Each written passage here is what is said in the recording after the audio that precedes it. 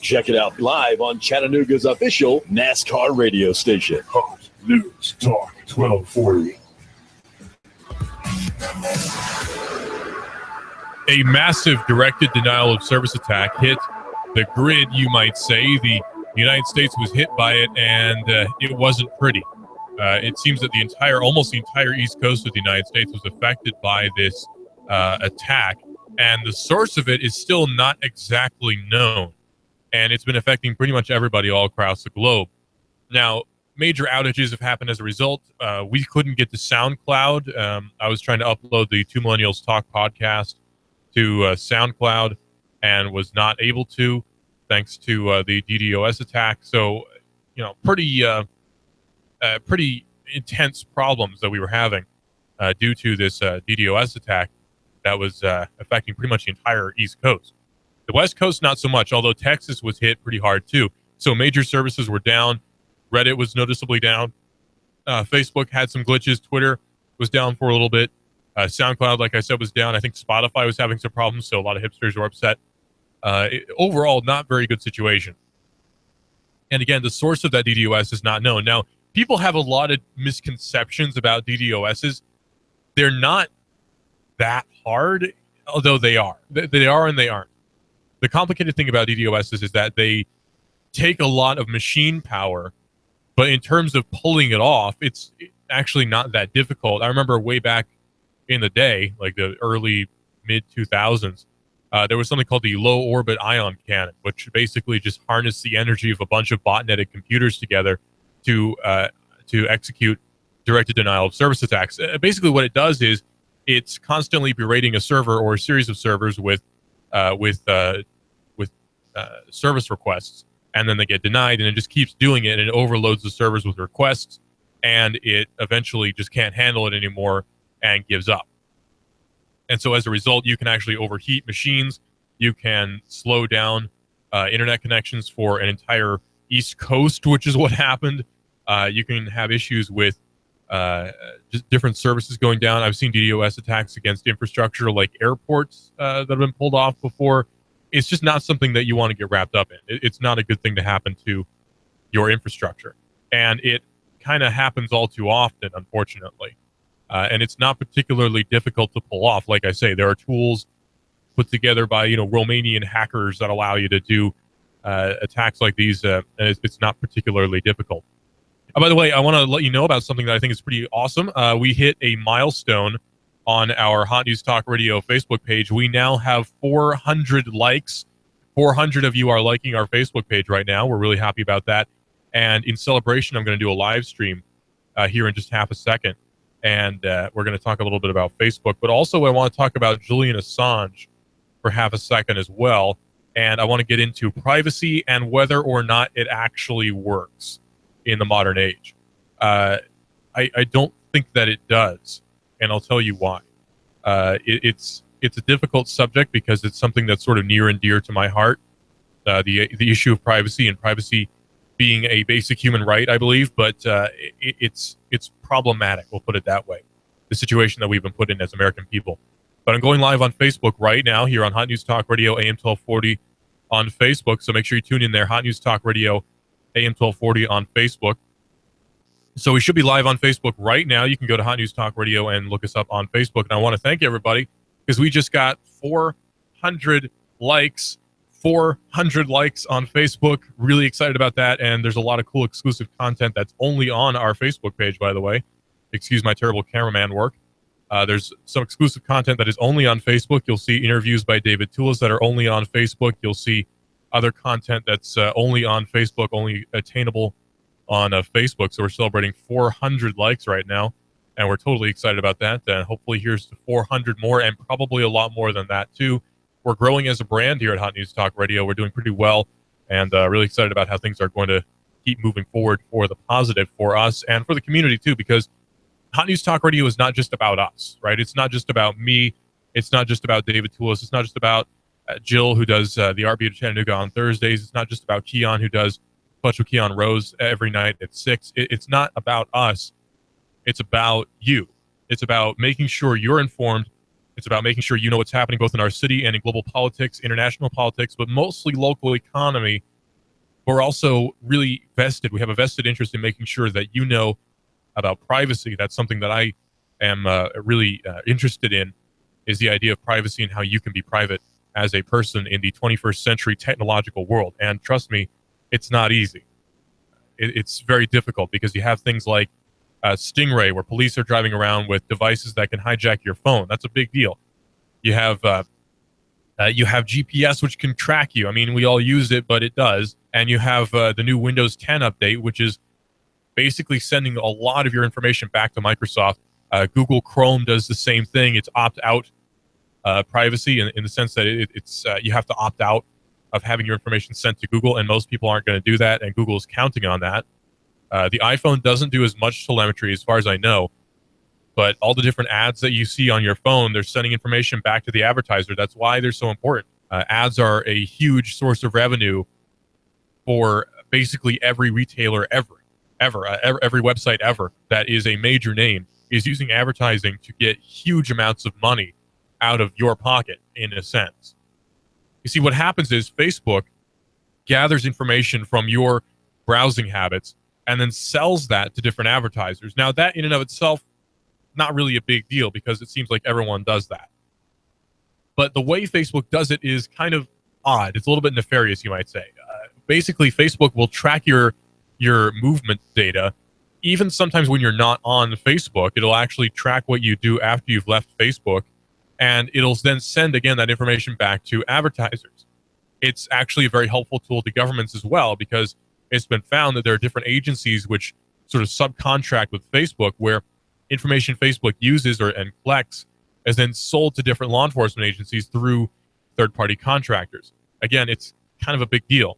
I'm not knocking Facebook as an entity because obviously, we use Facebook. I'm using it right now live streaming, but it's something that you should know about because you might be a little bit more cautious if you do know about what's happening on Facebook. It's a dangerous precedent. And the way things are moving with technology right now, I don't see this as slowing down at all, especially the way things are going governmentally and technologically and corporately. We just had the giant merger between AT&T and Time Warner Cable. I don't think that that's a coincidence. It's a dangerous society that we're building for ourselves, and we're kind of okay with it. But the precedent that this sets is, I don't mind if corporations track me, or I'd rather not know if corporations track me because I'm being provided a convenient service. And we all think this way. It's not just you, it's me too. I think this way as well. Sometimes I wish I could use Pinterest and be okay with it, because it would be very convenient. I wish that I could use different devices and be okay with it because it'd be extremely convenient. Fitness trackers that track your GPS location seems really cool, but I care about my privacy, so I don't use it. Pokemon Go, I wanted to play, but I didn't.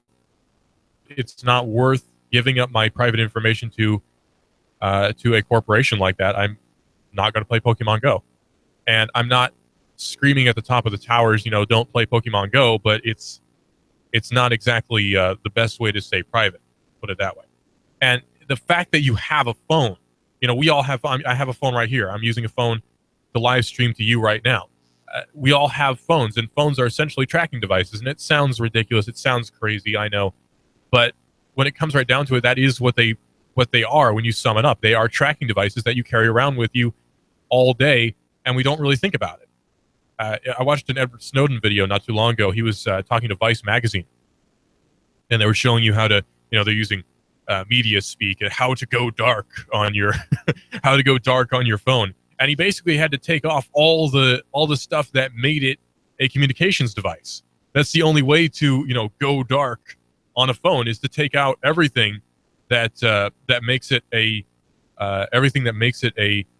communications device. It's ridiculous, but that's the only way. So you have sort of an option. You become either a complete Luddite, where you don't use any technology whatsoever, or you are tracked by government and corporations constantly with everything you do, and that information is sold to advertisers. It seems like that's the only option you have. Those are the only two options. It's one or the other. And obviously we're going to pick the one that's most convenient. People always do. You always pick the easiest path, the path of least resistance. That's what people will always do. If there is an easier solution to a problem, people will generally pick the easier solution. And right now, the easiest solution to any problem is just use your phone. And we all do it. I do it. I'm not saying, look at how good I am. I don't use a smartphone, because I do. I use it all the time for everything. But in the back of my head, I'm always thinking, I'm basically whoring myself out to the corporations and to governments to collect data. The NSA is in one way or another collecting this information. And, I know they're not using that information in real time, going, look, there's Russell, and he's buying Starbucks right now, and we're going to, make sure that we give him a hard time 20 years from now about buying Starbucks. It doesn't work that way. It works in a much more meta sort of sense, META, meta sort of sense, where information isn't necessarily targeted locally, because people are not as individuals we like to think. Most people are the same, especially when it comes to advertising. That's why you have brands that work from generation to generation. Think about, I was thinking about this the other day. Think about a company, a store like Hot Topic. Now, Hot Topic is something that works for everybody. It would work for every generation, what I mean. Hot Topic would work for every generation with the product that it sells. Not the specific product that it sells, but the kind of product that it sells. Imagine a Hot Topic in 1960 selling smiley face buttons and flower power t-shirts and JFK stickers or whatever. I don't think they had vinyl stickers back then, but you know what I mean. Selling just the average counterculture stuff from back then, but it's not too counterculture. It's still kind of marketable. It's on the edge. It's like parents are okay with it because it's sort of harmless fun, and the kids love it because they think they're being super cool and contrarian. That works in the 60s, the 70s, the 80s, the 90s, the 2000s, and the 2010s. That's a brand that will always work because people don't change. People never change. You're always going to have contrarians. You're always going to have people who think that they're contrarians, and you're always going to have people who think it's cool to go with the mainstream.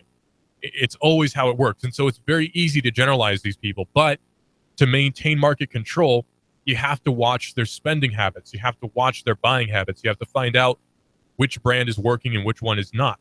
And that's why Facebook, Twitter, Instagram, Tumblr is a big one. Anything owned by Yahoo, anything owned by Google is huge for advertising. That's Google's main source of income, is advertising. That's Facebook's main source of income, is advertising. They're advertising companies. It's no coincidence that they're advertising companies that also happen to be a massive resource for you to post about whatever you want, because most people are going to talk about what they buy, especially in a capitalistic society like we have here. And there's nothing wrong with a capitalistic society. I'm not saying that. When I'm saying that there is something a little bit weird about a consumeristic society, because we've gotten away from the whole local economy, be good to your neighbor form of capitalism, and we've gone towards crony capitalism and controlled capitalism, controlled economies, where you have corporations that are in bed with governments, and governments and corporations should always be separate. They should never join. Unfortunately, they do, and you have situations like what we have now, where you can have a company like BP that gets off easy for a giant oil spill. Normally, in a perfect world, BP would probably not exist anymore. I mean, it would. In a perfect world, GM would have gone under in 2008, and we'd never have heard of them again. Or they get bought out by Ford or Chrysler or Toyota. That was what would happen in a perfect world. There wouldn't be a government bailout. Bank of America would have collapsed in 2007, and that would be the perfect world. But unfortunately, we have a world where governments and corporations are almost indistinguishable. And that's not an anti-capitalistic message that you're hearing from me. I'm not anti-capitalistic at all. I'm very pro-capitalism. I'm very pro-free market. What we have today is not a free market. That's something that needs to be made abundantly clear. People talk bad about capitalism all the time. People talk bad about the free market. This is not a free market. If it were a free market, there wouldn't be government intervention. There is a state actor that's interfering with corporation. There's a state actor that's interfering with economy. Thus, you don't have a free market. In a free market system, most of the American car companies would have gone under in the 1970s because of being undercut by Japanese car manufacturers. That would be a true free market. But we don't have that. And American companies would have to compete. But instead, they relied on government to keep them afloat. That's not free market. Free market is competition. Free market is being good to your customers because you have to be, because if your customers don't like you, you're going under. That's free market. It's how it works. It's how it's worked for centuries. That's how it's worked since the dawn of time when Cain first sold Abel a rock. That's how it worked. But we've shifted around. The whole crony capitalism system is not anything new. It happened back with the kingdoms. I'm sure the Habsburgs had something to do with the East India Trading Company. It's just how it works. But it's something that happens in cycles. They call them revolutions for a reason. We tend to, in our heads, separate the word revolution from the action revolution, but they're very similar. It's the same idea. A revolution is a turning over, and it usually happens cyclically, right? You have a revolution, and you have a revolution, you have a revolution. That's what's happening societally, too. We've had the recent sort of crony capitalistic revolution that happened sort of starting in around mid-ish 1860s when industrialization happened, and you had government subsidies going out to railroad companies. I think that's sort of the beginning of the end for true free market in America. So you had a revolution there. And then you have another revolution that's coming up where people will perhaps revolt against. You had Occupy Wall Street, where you have socialistic influences which are saying, oh, look at how bad capitalism is, we need to fix it. So you have a socialist revolution there. And then maybe the next thing will be we need to get away from socialism because it doesn't work and we're all starving and we can't afford healthcare. So that'll be another revolution. It's a cycle. People forget that. It's a cycle. It's always a cycle. History is a series of cycles, and we can't separate that from economics. It's inevitable. Governments and states and economics, unfortunately, meld together very cohesively. And the state that we're in right now, with privacy, with the current political climate, with the current international climate, it's gearing up for an event. I don't know what kind of event, because you have people all the time who say, look, the next housing collapse is going to happen tomorrow. You can't predict this kind of thing. It's so difficult to predict markets this way. It's nigh impossible. But I can tell you that it seems that everything is setting up for some kind of massive event that will change how we operate as a country and as a people. 9/11 did that back in 2001. It changed how we thought about foreign relations. It changed how we thought about our neighbors. It changed how we thought about people who were different from us. And a new event could easily do that again. Pearl Harbor did that in the 40s. Before then, you had the Great Depression. Before then, you had the assassination of Franz Ferdinand. Before then, there was probably something else, the Spanish invasion of Cuba. It's just one thing after another. And we haven't had the biggest event. We haven't had the next big event yet. And I'm wondering what it's going to be. This whole election season, this whole economic season seems to be gearing up for something big. I'm not sure what. A little bit concerned about what that may be. But something to keep in mind, and this all plays into technology too, because local economy is it's not anti-technology at all. Local economy is all about proceeding forward with technology. It's all about proceeding forward with current trends. People, when we talk about local economy, sometimes people think that we mean going back to an agrarian society where we're all farmers. And maybe that would be the case, but we wouldn't be low-tech farmers. You can have a hydroponics bay in your basement if you want to, like Star Trek did. Remember Star Trek? They had the hydroponics bay, and they were growing all their fruits and vegetables. I think it was on Voyager. We could do that too. It doesn't have to be a Luddite system where no technology and no fun is allowed. Local economy doesn't mean that. Local economy just means you're thinking more about your local area than you are about the national economy that everyone seems to be so worried about today. Where really, how can you affect national economy? It's very hard to. You have to be a George Soros or a Bill Gates to really have a massive impact on national economy, unless you're someone who makes a massive breakthrough with some sort of new technology you've invented that makes everyone's life easier. And then you become a George Soros or a Bill Gates or Steve Jobs or Tim Cook from back in the day. It's very difficult to have an impact on national economy in any sort of meaningful, especially well-meaningful way. But with local economy, it's not that difficult. There are people I know who have had an impact on local economy. There are people I know who have had an impact on local government. It's not as difficult as it is with national economy, with national government. It's not nearly as difficult.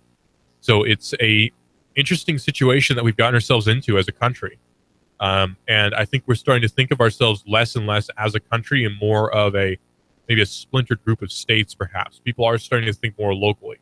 And that can be a good thing and a bad thing depending on how they're thinking locally. I like to think of it sort of as a micro-nationalism where you value your home state or your home region more than you do your global, or rather your national nation, your national nationhood shouldn't be as valuable as your state, or perhaps even your county, or even looser, your region. It's important to realize, hey, we're all Southerners here, and that should be sort of at the tip top of your identity, perhaps in a national sense. It's interesting, though, how ideas are shifting very quickly when it comes to these sorts of things. We are becoming more nationalistic as a country, and I'm interested to see how that follows through. This is Binary here on Hot News Talk Radio. Again, thank you. 400, count them, followers on Facebook. Really excited about that. 400 likes. Let's see if we can bring it up another 400 coming up here soon in the next few months. This is Binary here on Hot News Talk Radio, AM 1240, hotnewstalkradio.com. I'm blowing everything up. We're starting over. I'm doing a new show. I want guys who push it to the middle of the table and go over the top. Take a risk, fail miserably. I'm right, and I'm not wrong, and I'll never back down. Conflict works. Allow it. It's The Herd with Colin Cowherd. Right here and everywhere. Noon Eastern. You give us 12 minutes and 40 seconds. We'll give you Chattanooga and the world. News Talk 1240. Cash, cash, cash, and more cash. Rick Davis has the cash when you sell gold, silver, diamonds, rings, and jewelry. Sell Rick your precious metals today and lock in your price. Hey, Rick Davis will trade your cash for shiny, brilliant, and heavy gold. Gold cheaper now by $100 an ounce. Join the Rick Davis Silver Bonanza too. Prices so low, the Lone Ranger is bound to gallop in, Kimosabe. Hey-ho, silver, away! The markets are changing, so buy now. Cash, cash, cash, and more cash for your silver and gold, gold, gold. Rick Davis, 5301 Brainerd Road. That's 5301 Brainerd Road. Rick Davis Gold and Diamonds. Oh, and cash, cash, cash. You know where it is. Hey-ho, silver, away! We're at the Cantina at Amigos Mexican Restaurant. Yes, ma'am. 2 orders of nachos with beef and beans and 2 beers. Chattanooga loves its Amigos restaurants, but the Amigos in Hickson has something extra. NCAA, the week's big game. How about a house wine? Really good. Big name beers. Just tell Maria what you want. And here at Amigos, margaritas are popular. And it's only $3 a day. If you come here on a game day, Saturday, a Natty Light is only $2.25. Here at Amigos, just during NCAA, Natty Light, $2.25. Amigos Mexican Restaurant in Hickson. The happy hour is 3 to 9 today and every day. I'd say the atmosphere is festive. Look at that huge TV. It's like being amid the fans under a bright sun, but without all the heat. Stay cool. Quench your thirst. Amigos, between the Staples and Hobby Lobby. Take the table next to mine and enjoy the great NCAA game with friend or family here at the Cantina at Amigos Mexican Restaurant. Okay, it's starting. Listen up, y'all. Ben Phillips, Home Rate Mortgage, 805-9100. I'm in the business of saving people money. And if you want to save money, pick that cell phone up right now, 805-9100. I received a call that I won't forget. The guy is a Chattanooga police officer who served our great country in the Air Force. A true American hero. Our hero is renting, which costs too much for a space too small. We helped him achieve the American dream. And the best part is this. He purchased a $180,000 home with 0 down. His payment is $200 less than what his rent was. And now he has a safe place with more space to raise his family. It's easy, and you can do it too. It just takes 10 minutes and 1 phone call. 805-9100. Turn a house into a home. At Eyer Optical, it's a well-known fact. When you buy 1 pair of glasses, you get a second pair absolutely free. But did you know Eyer Optical has the largest eyeglass selection in the area, with top-name brands and styles in the latest trends? Schedule your appointment with one of the doctors today for a comprehensive eye exam. And remember, when you buy 1 pair of glasses, you get a second pair absolutely free. Visit EyerOptical.com for a location near you. Eyer Optical. You give us 12 minutes and 40 seconds, we'll give you Chattanooga and the world. News Talk 1240. Hot 1240 Hot News Talk Radio with your Hot News Now update. New accusations against Mayor Andy Burke coming to light. Bobby Stone, the husband of a woman who's a top aide to Mayor Andy Burke, is accusing his wife of having an affair with the mayor. He claims that she told him the two went to a hotel in New York, and that's where they shared a kiss. Mayor Burke and Lacey Stone both denied these allegations. A domestic dispute between two Chattanooga police officers has led to one being put on leave with pay. Police Sergeant Marvin Scott Kreider has been relieved of his law enforcement duties while the Hamilton County Sheriff's Office is investigating claims that he abused his ex-girlfriend, who is also a city police officer. Tennessee House Representative Mike Carter from the Harrison area has announced that he'll be running for the majority leader in the House for Tennessee. Representative Carter from Harrison is hoping to replace the position of Representative Gerald McCormick from Hickson, who stepped down. And Donald Trump's campaign bus is expected to arrive in Chattanooga about 3 o'clock in the evening. It's going on in the Tennessee Valley. It's going on Hot 1240 Hot News Talk Radio. You give us 12 minutes and 40 seconds, we'll give you Chattanooga and the world. Fox News Talk 1240. Expect lots of sunshine and very nice weather out there through your afternoon. Warmer, though, highs upper 70s, close to 80 in a couple of spots tonight. Fair, cool, lows upper 40s. For Tuesday and Wednesday, still looking dry with lots of sunshine and highs into the upper 70s. Wings Over North Georgia presents the Air Force Thunderbirds in Rome this Saturday and Sunday. Travis Tritt headlines the concert stage, followed by a spectacular fireworks show. For tickets, wingsovernorthgeorgia.com. And I'm Storm Team 12 Chief Meteorologist Patrick Moore. On AM 1240, Hot News Talk Radio.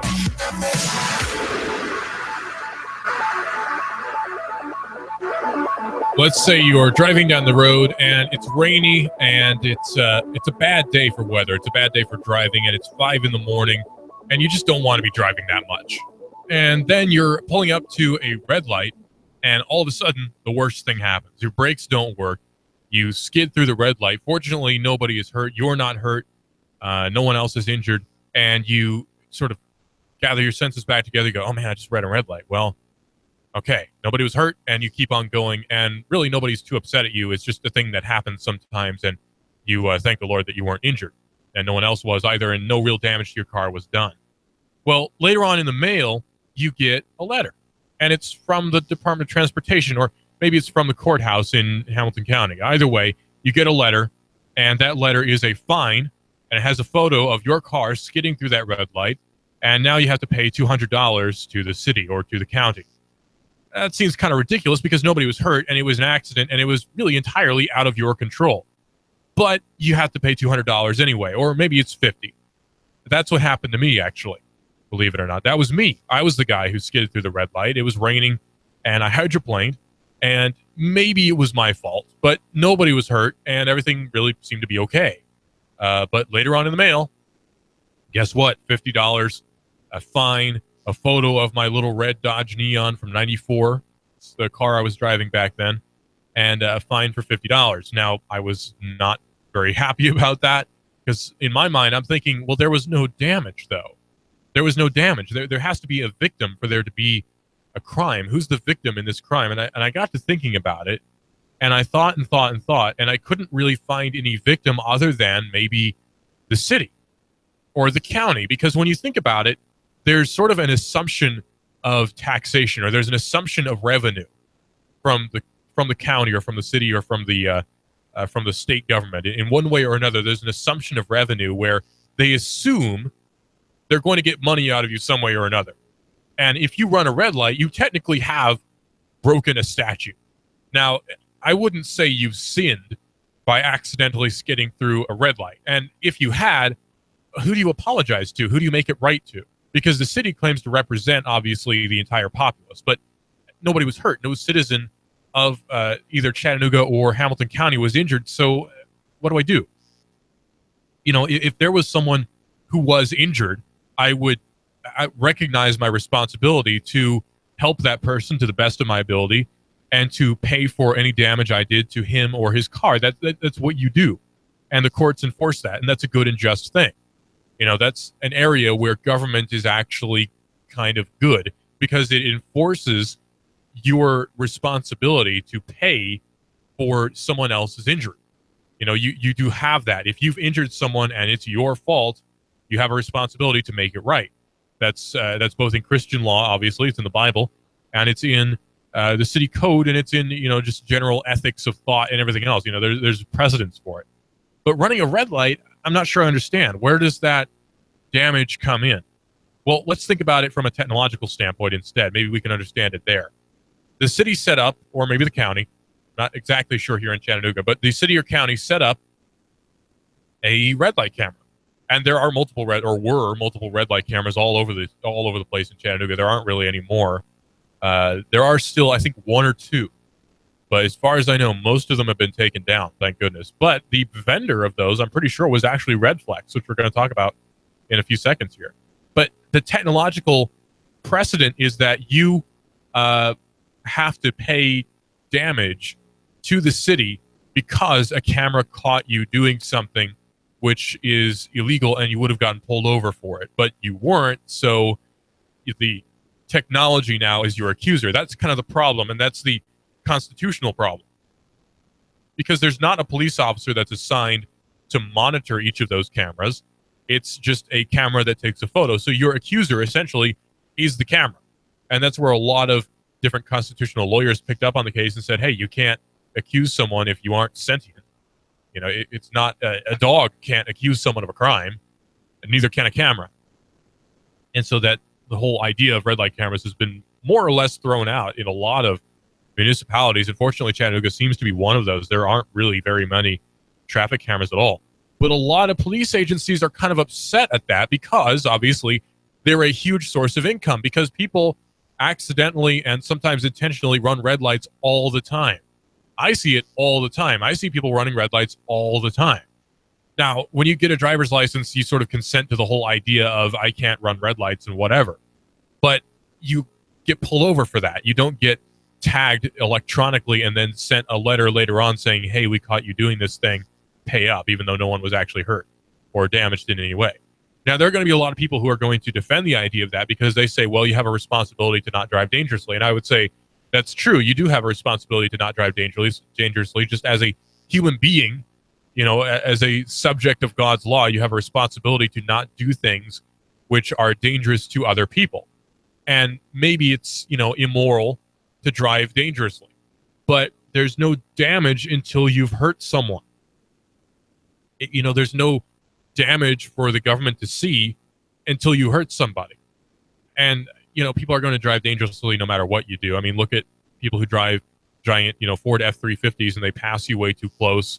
They do it all the time and they don't get pulled over for it because they know they can get away with it. And they would anyway, even if there was a cop sitting there, because they're not going to bother pulling someone over every time they do that.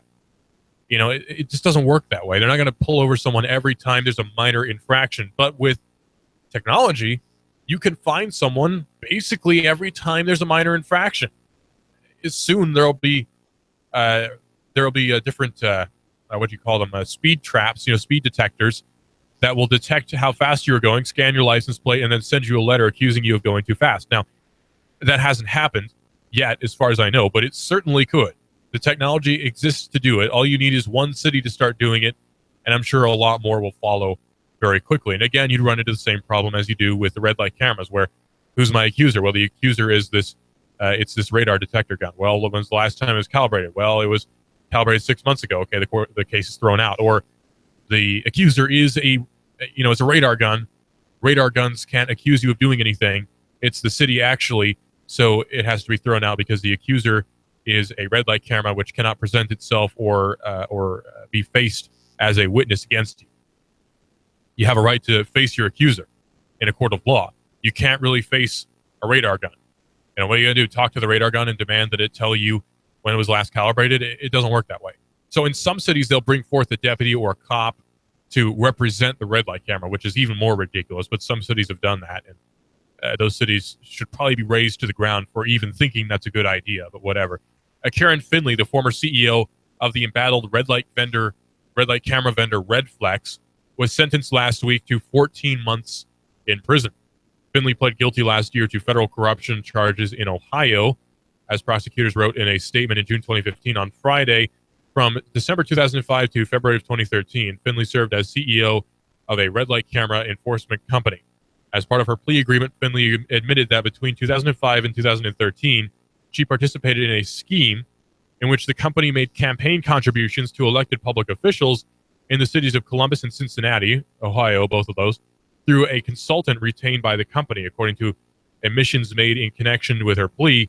Finley and others, including other executives of the company, agreed to provide the conduit campaign contributions with the understanding that the elected public officials would assist the company in obtaining or retaining municipal contracts, including a photo red light enforcement contract with the city of Columbus. So essentially, they bribed them into allowing them into these different cities, which is, as you know, highly illegal. Bribery is not exactly illegal. It reminds you of Rod Blagojevich. Remember Rod Blagojevich, who was allegedly selling the Senate seat that belonged to Obama back in 2008? That was a big deal. But this is probably not going to get into the news nearly as much as Rod Blagojevich did, because he had a funny name and he was a weird guy. Red Flex is not a funny name, and Red Flex isn't a particularly funny story either. The federal judge overseeing the case rebuked Finley during the Wednesday hearing, saying this sort of crime goes to the very integrity of the government.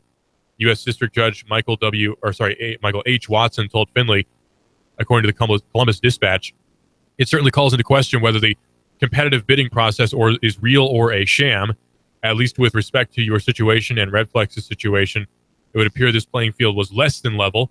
Indeed, it says one could fairly question whether this is the basis for the letting of other contracts in local governments. Now, that does raise a few questions. Now, was Red Flex used in Chattanooga? I'm not exactly certain. I'm going to have to look more into that. This story was so hot off the presses that I didn't have time to research into that as much as I could have, or should have, perhaps. So I'm going to be looking into this more as the time goes by here, because I want to know, is there some sort of corruption going on where perhaps Red Flex made some campaign contributions? Now, I don't think that would happen here locally.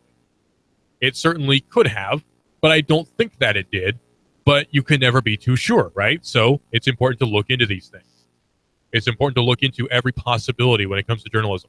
That's the responsibility of the journalist in any given local area, is to look into basically every possibility ever and see if there's any veracity to any claims.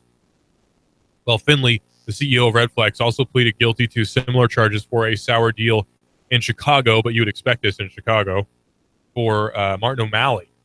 And the bagman in the Chicago deal, Martin O'Malley, was sentenced in September 2016 to 6 months after pleading guilty. By contrast, former Chicago city official John Bills took his case to trial and was sentenced last month to 10 years in prison. Wow. Finley wrote that she was ashamed and angry at herself for behaving in a manner that was inconsistent with the way I have lived my entire life, she says. She added that Red Flex was a toxic and soul-sucking place to work. I worked over 10 hours a day and almost every weekend and never saw my family. Well, that doesn't really excuse your actions, though, does it? In December 2013, our Seneca reported on red light cameras nationwide, and in particular, Red Flex's 4 cameras in the central California town of Modesto, which was raking in quite a lot of money every year. And we had a similar problem here in Chattanooga, and enough people complained, and things changed. It's kind of important to complain so things change. Complaining has its place in society, that's for sure. Complaining is actually kind of important to reining in government sometimes, because if nobody complains, nothing's going to be done about it. That's the thing with a lot of government officials, is they're not all moral people, or perhaps they're not all right thinking, or maybe they don't even realize they have a responsibility, but you can't expect them to do the right thing. You can't really expect anybody to do the right thing. You have to ensure that they do. Think about this. You know, whoever works in the county, whoever works in the city, they are essentially the employee of the people in one way or another. Your money is paying for them, right? Like, your money, if you live in Chattanooga, is in one way or another paying for Mayor Andy Burke. That's what it's doing. It's paid as mayor, and that's okay. But he is, in a sense, responsible to those people then who pay his paycheck. Think about it this way.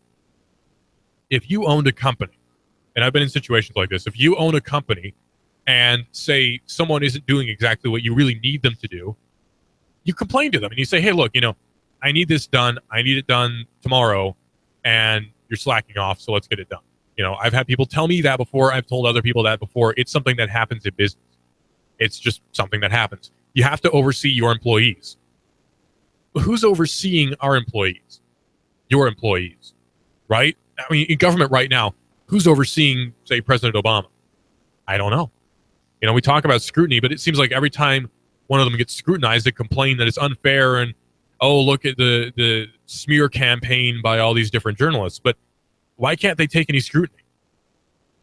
You notice what's been happening with Clinton and the leaks from supposedly from Russia, right? They complain that, well, they're emails that were stolen by Russia, and so you shouldn't look at them.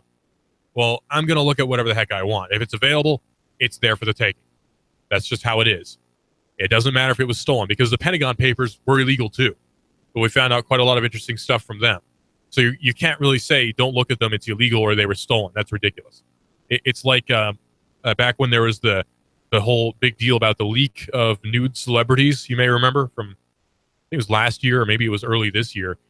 When that happened, basically everyone looked at the pictures in one way or another, whether it was censored on some news website or they downloaded the whole archive and looked at them. It doesn't really matter.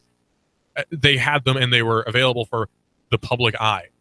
If this happens to celebrities with their private information, because that's what it was, private information, why is that seen as almost socially acceptable to view it because it's, you know, with celebrities? But when it comes to politicians, they try to take this moral high ground and tell you, oh, don't look at it.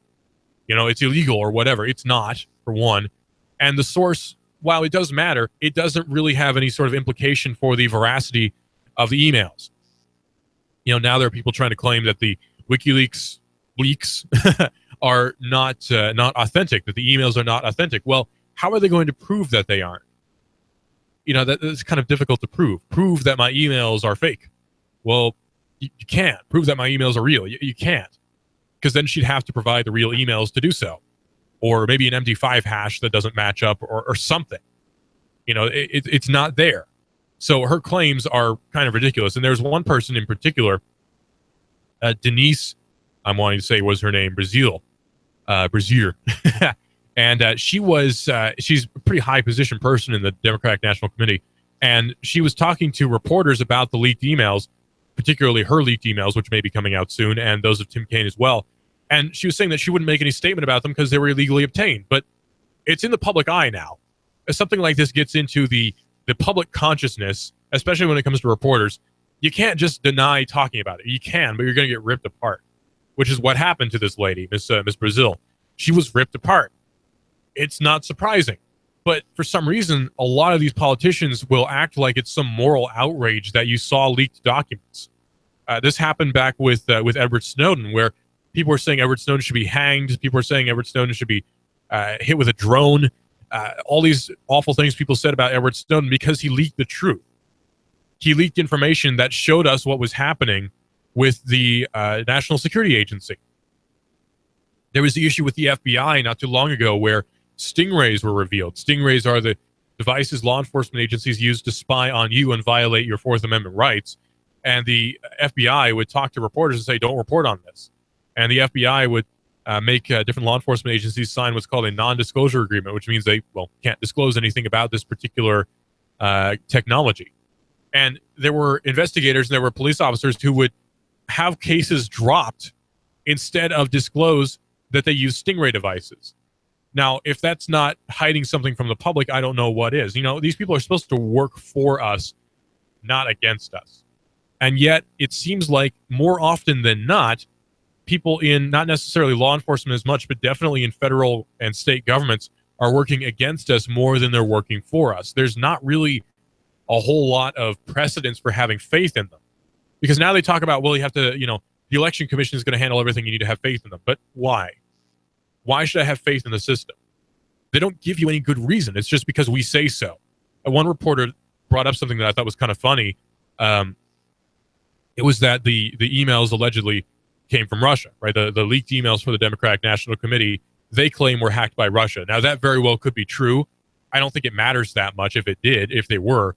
But one reporter called her out and said, well, the government said that there are weapons of mass destruction in Iraq, and that turned out to not be true. So why should we believe the government in this instance as well? And she had no answer for this, referring to Ms. Brazil. She had no answer for that. So why should we trust government ever? It constantly lies. The people who work in government are constantly shown to be liars. They're constantly shown to hate the truth. So why should we ever trust them? Why should we have faith in their corrupt system that only benefits them? It doesn't benefit us.